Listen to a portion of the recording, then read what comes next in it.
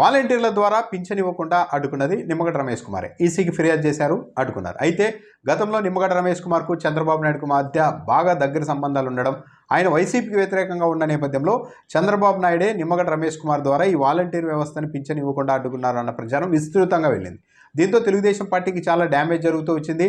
Telugu Desam party నాయకత్వం కూడా హైరాణ పడుతూ ఉంది. ఈ నేపథ్యంలో నిమ్మగడ్డ రమేష్ కుమార్ తనకు టీడీపీతో సంబంధాలు లేవు అన్న సంకేతాన్ని ప్రజల్లోనికి పంపేందుకు ప్రయత్నిస్తున్నట్టుగా ఉంది. ఈరోజు మళ్ళీ ఆయన మాజీ సీఎస్ ఎల్వి సుబ్రహ్మణ్యంతో పాటు కలిసి మీడియా సమావేశం నిర్వహించారు నిమ్మగడ్డ రమేష్ కుమార్.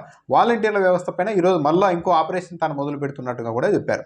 ఆయన చెప్తున్నారు, వాలంటీర్ వ్యవస్థను రాజకీయంగా దుర్వినియోగం చేస్తున్నారు అన్న విషయాన్ని మాత్రమే ఈసీ దృష్టికి మేము తీసుకెళ్ళాం. ఈసీ తన విచక్షణ అధికారాల ఆధారంగా నిర్ణయాలు తీసుకుంది, అంతే. మేము కేవలం అంశాలు మాత్రమే ఈసీ దృష్టికి తీసుకెళ్లామని చెప్తున్నారు. అంటే నిర్ణయాల మీద మా ప్రభావం ఏం లేదు, మేము కేవలం వెళ్ళి జరుగుతున్న విషయాలు మాత్రమే చెప్పాము అంటూ తమ మీద జరుగుతున్న దాడిని తగ్గించుకునే ప్రయత్నం చేశారు. దాంతోపాటు వైఎస్ఆర్ కాంగ్రెస్ పార్టీ మళ్ళీ అధికారంలోనికి వస్తే వాలంటీర్ వ్యవస్థను కొనసాగిస్తానంటోంది. తెలుగుదేశం పార్టీ కూడా మార్పులు చేర్పులు చేసి అధికారంలోకి వచ్చిన తర్వాత ఈ వ్యవస్థను కొనసాగిస్తామని చెప్తోంది. దీనికి సిటిజన్స్ ఫర్ డెమోక్రసీ సంస్థ, అంటే నిమ్మగడ్డ రమేష్ కుమార్ నిర్వహిస్తున్న సంస్థ, తాము వ్యతిరేకమని నిమ్మగడ్డ రమేష్ కుమార్ ప్రకటించారు. ఇద్దరు దొందే అన్నట్టుగా ఉన్నారు టీడీపీ వైసీపీ.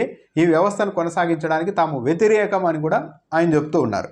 వైసీపీ టీడీపీ ఈ వ్యవస్థ విషయంలో రెండు దొందే అన్నట్టుగా ఉన్నాయి, మేము తెలుగుదేశం పార్టీ నిర్ణయాన్ని కూడా వ్యతిరేకిస్తున్నాం అని చెప్పడం ద్వారా తెలుగుదేశం పార్టీకి నిమ్మగడ్డ రమేష్ కుమార్కి ఎలాంటి సంబంధాలు లేవు, ఈ వాలంటీర్ల ద్వారా పింఛన్ అడ్డుకునే వ్యవహారంలో చంద్రబాబు నాయుడు ప్రమేయం ఏం లేదు, నిమ్మగడ్డ రమేష్ కుమారే సొంతంగా నిర్ణయాలు తీసుకున్నారు, అందుకే ఈరోజు ఆయన తెలుగుదేశం పార్టీ విధానాన్ని కూడా తప్పుపడుతున్నారు అన్న భావన కలిగించేందుకు నిమ్మగడ్డ రమేష్ కుమార్ ప్రయత్నించినట్టుగా ఉంది. నిమ్మగడ్డ రమేష్ కుమార్ మరికొన్ని వ్యాఖ్యలు కూడా చేశారు. తెలంగాణలో పింఛన్ ఇవ్వడం లేదా, 1వ తేదీనే పింఛన్ ఇస్తున్నారు కదా, అక్కడ వాలంటీర్ వ్యవస్థ ఏమీ లేదు కదా అంటూ కూడా మాట్లాడారు. నిజమే, వాలంటీర్ వ్యవస్థ ఉన్నా లేకుండా పింఛన్ అయితే అందుతుంది ఏదో విధంగా.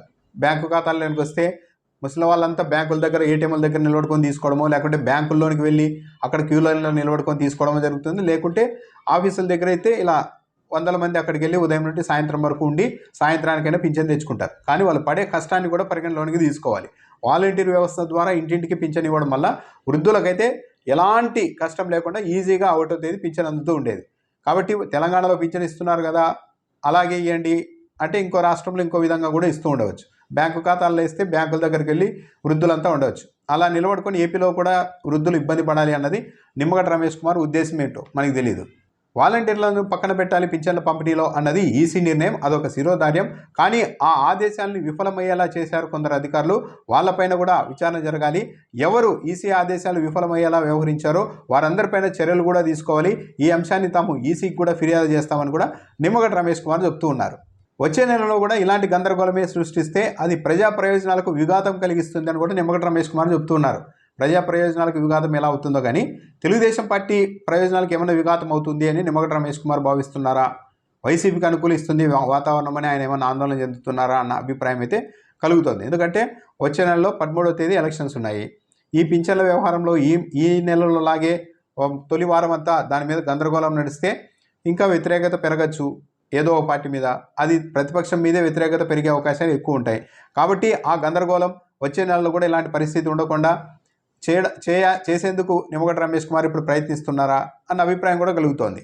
వాలంటీర్లపై ఇంకో ఫిర్యాదు కూడా చేయబోతున్నట్లు నిమ్మగడ్డ రమేష్ కుమార్ చెప్పారు. తమకు కొందరు చెప్తూ ఉన్నారు, వైఎస్ఆర్ కాంగ్రెస్ పార్టీ వాళ్ళు వాలంటీర్ల చేత రాజీనామాలు చేయించి వారినే ఎన్నికల్లో పోలింగ్ ఏజెంట్గా నియమించేందుకు కూడా ప్రయత్నిస్తున్నారు. ఈ మేరకు తమకు సమాచారం ఉంది. కాబట్టి ఈసీని కలిసి వాలంటీర్లు ఆ పదవిలో ఉన్నా సరే, రాజీనామా చేసినా సరే, వాళ్ళు ఏజెంట్లుగా ఏ పార్టీ తరఫున కూర్చోకుండా ఆదేశాలు ఇవ్వాల్సిందిగా తాము ఈసీని కలిసి ఫిర్యాదు చేస్తామని కూడా నిమ్మగడ్డ రమేష్ కుమార్ చెప్తూ ఉన్నారు. ఇది కూడా చాలా విచిత్రమైందే. ఒక విధంగా రాజీనామా చేసిన తర్వాత ఎవరైనా సరే కాస్త స్వేచ్ఛాజీవులు అవుతారు. కానీ వాళ్ళకి ఆ స్వేచ్ఛ లేదు, ఇవ్వకూడదు అని నిమ్మగడ్డ రమేష్ కుమార్ ఆర్గ్యుమెంట్ చేస్తూ ఉన్నారు. మరి ఈసీ దీనికి అనుమతిస్తుందా అన్నది కూడా చూడాలి. వైసీపీ వాళ్ళు కూడా డిమాండ్ చేయవచ్చు. గతంలో ఇదే స్టేట్ ఎలక్షన్ కమిషనర్గా పనిచేసిన నిమ్మగడ్డ రమేష్ కుమార్ వైసీపీకి వ్యతిరేకంగా పనిచేశారు, టీడీపీకి అనుకూలంగా పనిచేశారు. ఆ తర్వాత హోటళ్లలో టీడీపీ బీజేపీ నేతలతో కలిసి రహస్య మంత్రాలు జరుపుతూ ఆ వీడియోలు కూడా బయటకు వచ్చాయి. కాబట్టి ఇలాంటి వ్యక్తి సమాజంలో ఇలా ఇంకో సంస్థలు పెట్టి, సిటిజన్స్ ఫర్ డెమోక్రసీ లాంటి సంస్థలు పెట్టి ప్రజల్ని ప్రభావితం చేయకుండా ఆయన కూడా ఇంట్లో కూర్చునేలాగా ఆదేశాలు ఇవ్వండి అని కూడా వైసీపీ వాళ్ళు అడగచ్చు. దాని ప్రకారం అయితే వాలంటీర్లు రిజైన్ చేసిన తర్వాత కూడా వాళ్ళు ఏం పని చేయకూడదు, ఇంట్లో కూర్చోవాలి రాజకీయ అంశాల్లోకి వాళ్ళు వేలు పెట్టకూడదు అన్న డిమాండ్ వచ్చినప్పుడు వైసీపీ కూడా ఇలాంటి అంటే ఇవన్నీ ఈ డిమాండ్లన్నీ చెల్లవు, కానీ ఇలాంటి ఆర్గ్యుమెంట్లు కూడా అటువైపు నుంచి రావచ్చు.